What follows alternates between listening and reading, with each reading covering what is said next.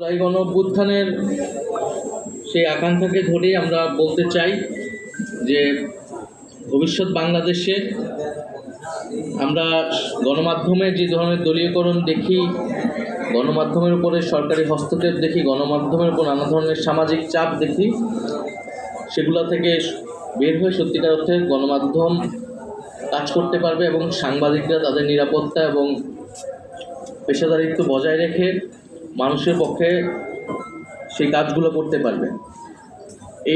বিগত এই অন্তর্বর্তী সরকারের সময়ে গণমাধ্যম যে কিছু নানামুখী চাপের মধ্যে বিভিন্ন সময় পড়েছে।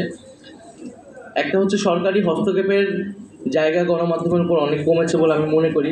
অন্তত আমার সময়ে গণমাধ্যমের উপর সরকারি যে হস্তক্ষেপের জায়গা সেটি একেবারেই কম ছিল, কিন্তু সামাজিক নানা ধরনের চাপ তৈরি হয়েছিল গণমাধ্যমের উপরে,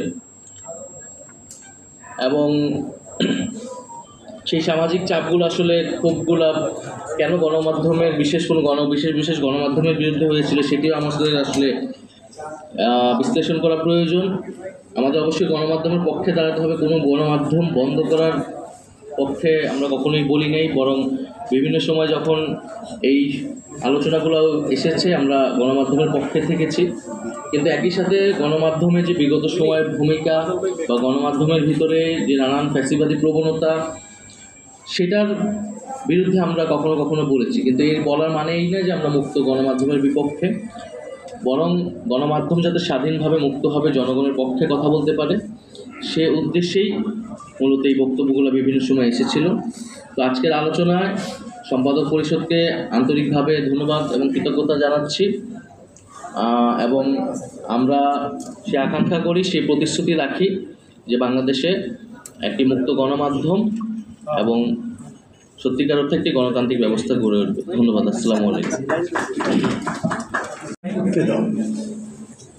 তারপরে ওরাই আবার পরিবর্তন করে বলেছিল শত ফুল ফুটতে পারে, কিন্তু একই সাথে যাতে আগাছা না হয়, কাঁটা না বেড়ে যায়, সেটা দেখতে হবে।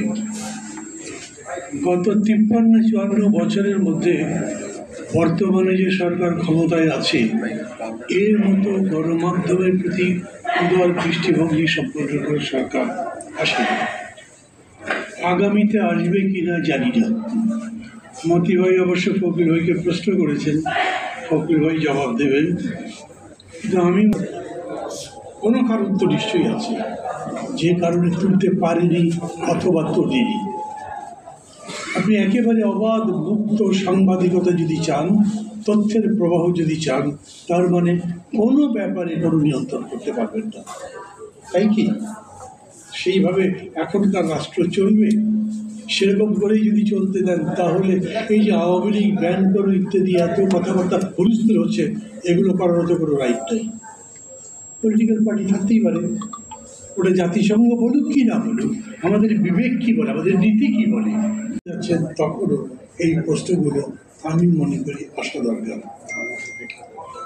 আমি ফেডারেল কাউন্সিলকে এই জন্য ধন্যবাদ দিই, এবং বিশেষ করে মোটিভেট খুব কম কথা বলেন। এমনিতে যখন অনুষ্ঠান করেন, টক শো করেন, তখন তো কথাই বলতে চায় না।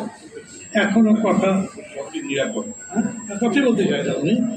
এখন উনি কথা বলতে চাননি, মধ্যেও বলেছেন ফকির ভাই কী করবেন বলেন তো ক্ষমতায় গেলে।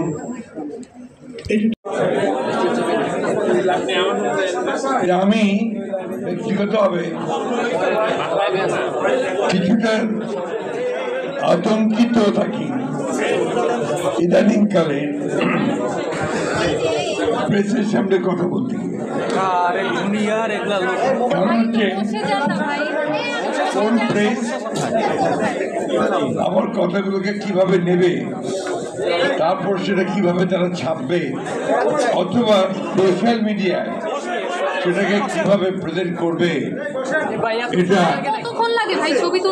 আমাদের জন্য যারা আমরা রাজনীতি করি আমাদের জন্য সত্যি একটা চিন্তার বিষয়।